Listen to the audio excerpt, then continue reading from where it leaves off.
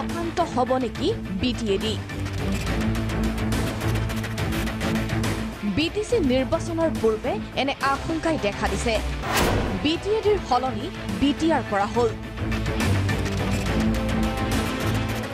ৰাজ্যপালে দিছে অনুমোদন এনেদৰে সংবাদমেলত মন্ত্ৰী হিমন্ত বিশ্ব শৰ্মাই ঘোষণা কৰিলে BTRৰ ওচৰৰ গাঁও অন্তৰ্ভুক্ত হ'ব পাৰিব BTRত সীমান্তৰ অবৰু গাঁও ওলাব পাৰিব BTRৰ পৰা PP বাৰ্মাৰ অধ্যক্ষতাত গঠন কৰা হৈছে আয়োগ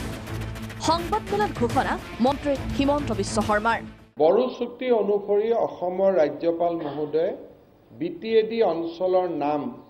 পুনৰ সংশোধন কৰি ইয়াক বড়োলেণ্ড টেৰিটৰিয়েল ৰিজন হিচাপে ঘোষণা কৰিছে সো BTADৰ স্থানত সেই চাৰিওখন জিলা খামৰি কোকৰাঝাৰ চিৰাং বাস্কা ওদালগুৰি জিলা খামৰি বৰ্তমান এই খণ্ডটোক বা এই অঞ্চলটোক BTR ৰূপে পৰিচিত হ'ব অসমৰ ৰাজ্যপাল মহোদয়ে ইতিমধ্যে বড়ো চুক্তিৰ এই এটা ক্লজক ইমপ্লিমেন্ট কৰাৰ কাৰণে তেখেতে অনুমোদন দিছে তৃতীয়তে বড়ো চুক্তিৰ এটা ডাঙৰ দফা আছিল যে কিছু বড়োলেণ্ড অঞ্চলৰ ওচৰ চুবুৰীয়া যিবিলাক বড়ো অধ্যুষিত গাঁও BTCৰ পৰা বাদ পৰি ৰৈছিল তেওঁলোকে এই BTCত অন্তৰ্ভুক্ত হ'বলৈ আবেদন কৰিব পাৰিব য'ত 50%তকৈ ওপৰত বড়ো পপুলেশ্যন আছে ঠিক তেনেকে BTCৰ সীমাত যিসমূহ অনাবড়ো গাঁও আছে য'ত 50%ৰ ওপৰত অনাবড়ো লোক আছে তেওঁলোকে BTCৰ পৰা ওলাই আহিবৰ বাবেও আবেদন কৰিব পাৰিব এই গোটেই কামখিনি এখন আয়োগৰ জৰিয়তে কৰাৰ সিদ্ধান্ত লোৱা হৈছিল অসমৰ ৰাজ্যপাল মহোদয় আজি সেই আয়োগখনো নিৰ্মাণ কৰি দিছে অসম চৰকাৰৰ প্ৰাক্তন মুখ্য সচিব PP বাৰ্মাই এই আয়োগখনৰ নেতৃত্ব দিব এই আয়োগখনৰ এগৰাকী সদস্য হিচাপে BTCৰ প্ৰশাসক ৰাজেশ প্ৰসাদ থাকিব নিখিল বড়ো ছাত্ৰ সন্থাৰ প্ৰতিনিধি হিচাপে জয়ন্ত বসুমতাৰী থাকিব আৰু BTAD অঞ্চলৰ অন্যান্য লোকসকলক প্ৰতিনিধিত্ব কৰিবলৈ ডালিম বায়ন তেখেত থাকিব এমাহৰ ভিতৰত ৰাজ্য চৰকাৰে বড়ো ভাষাক সহযোগী চৰকাৰী ভাষাৰ মৰ্যাদা দিয়াৰ যিটো এটা ক্লজ আছে আৰু বড়োলেণ্ডৰ বাহিৰত Bodo Kachari territorial council welfare territorial কাউন্সিলৰ যি প্ৰস্তাৱ আছে তাক ৰূপায়ণৰ ক্ষেত্ৰতো ৰাজ্য চৰকাৰ আগবাঢ়িব কেৱল ইমানেই নহয় 30 নৱেম্বৰৰ পূৰ্বে নহয় BTC নিৰ্বাচন বিহাৰৰ নিৰ্বাচন পদ্ধতি চাইহে ল'ব সিদ্ধান্ত ইয়াৰ বাবে মুখ্যমন্ত্ৰীয়ে অনুষ্ঠিত কৰিব সৰ্বদলীয় বৈঠক আৰু স্বাস্থ্য বিভাগে স্পষ্ট কৰি কৈছে যে নৱেম্বৰৰ 30 তাৰিখলৈকে ইলেকশ্যন পতাৰ পৰিবেশ নাই আৰু ইমানখিনি আমি ৰিস্ক ল'ব নোৱাৰো কিন্তু বিহাৰত যি ধৰণে ইলেকশ্যন পৰিচালনা হ'ব আমাৰ ষ্টেট ইলেকশ্যন কমিছনে বিহাৰৰ পৰা কিছু অভিজ্ঞতা লৈ আহিলে আমি ডিসেম্বৰ মাহত ইলেকশ্যনৰ কথা বিবেচনা কৰিব পাৰিম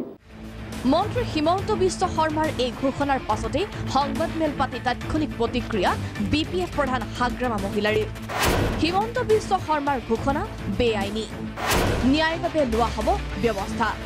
হাগ্ৰামা হৰব BTC নিৰ্বাচনৰ বিধি বলবৎ কৰি থকাৰ সময়ত এনে ঘোষণাই নিৰ্বাচনী বিধি উলংঘা কৰিছে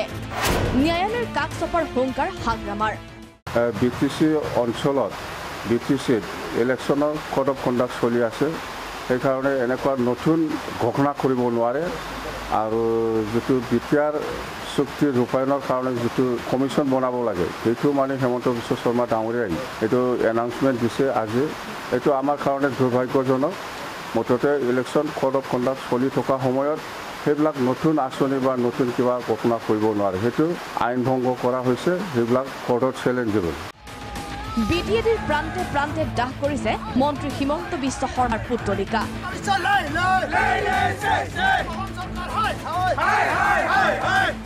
মন্ত্ৰী হিমন্ত বিশ্ব শৰ্মাৰ ঘোষণাৰ পাছতেই জাঙুৰ খাই উঠিছে অবড়ো সুৰক্ষা সমিতিও।